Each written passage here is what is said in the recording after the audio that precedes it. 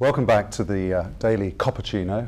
My second guest today is Simon Susman from Woolworths. You're now the chairman of Woolworths. You were the CE before. Just for our international audience, Woolworths South Africa is a premium food and retail brand. It's a premium food and clothing retail brand. What is your current vision for business leadership?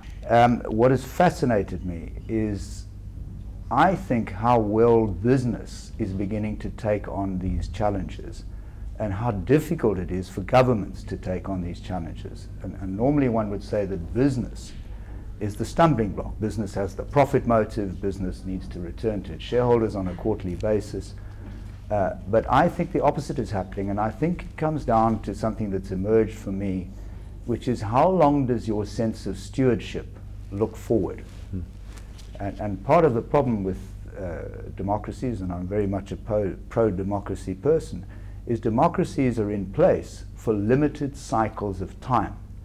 And it's a very difficult thing for a government to grasp, to set policies in place for 10, 20, 30 years out into the future. But doesn't business have a similar problem with the quarterly report? You've got to deliver not to an electorate, but to a shareholder community. It does, absolutely, but in a different way. And I'm beginning to see a sense amongst business leadership that there's a greater understanding of the concept of stewardship. And we are, after all of us, I was chief executive for a business for 10 years, for Woolworths. 10 years seems a long time, it seemed a long time to me. It is a fraction of the life of that company. So I was simply a steward. I was in charge of taking that business from what was a good place to a better place. But I'm temporary. In running a business, you've got to make those in the context of how do I build my brand, or how do I build my organization for a long-term sustainable future. And if I only take short-term decisions, that will not be sustainable. What was the biggest sort of obstacle during your 10 years? What is the biggest obstacle? I think the biggest obstacle was my own courage. Was how do I, if they asked me exactly the question across the road, what do I regret the most? And I regret the most not pushing harder.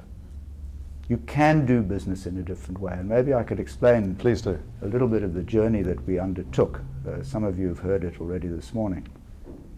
But when we set out about 6 years ago to do business in a different way, we looked at all aspects of how we do business. And it was really only when we started to pull them all together as one single good business journey that everybody in the organization and our supplier base upstream, which we call our supply chain, that everybody's eyes lit up, because everybody could do something that they felt passionate about. The greenies could worry about the environment, the climate change people could worry about climate change, the guys who are passionate about transformation could say this is a business that believes in transformation, we can work for this, we can make a difference. And you had to bring it all together. One good business. Back to your shareholders and your investors, how did you deal with them and their expectations? No, our business is owned by institutions. So in fact our biggest shareholder is the PIC, which is the government pension fund. So we have an obligation to grow earnings for the government pension fund. There was skepticism initially. There was skepticism. But the results talk for themselves. So the business's profits have grown. All the analysis we've done about the strength of the brand is the brand has strengthened. Dividends have gone up, the share price has gone up.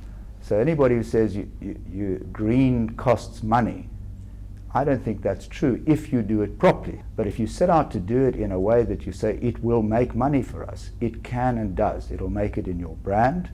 It'll make it in practical things like saving electricity. We've saved 22% off our baseline of electricity. We're water neutral. We sponsor alien clearing programs. Across a dozen fronts, we talked this morning about our Farming for the Future program. We are saving soil. Literally, we're saving the soil with farmers of ours who are passionate about the soil that they have seen degrade. And they are putting compost back in the soil. That soil is retaining carbon, is retaining water, is producing healthier plants. Yields have gone up, pesticide usage has gone down, fertilizer usage has gone down. There is more profit there. So this thing done correctly, and to get it done correctly, you need to release the energy right throughout the organization. And the people who are the most critical of us are our own children. My kids look at me and say, "Dad, you're mad. Why are you doing this?"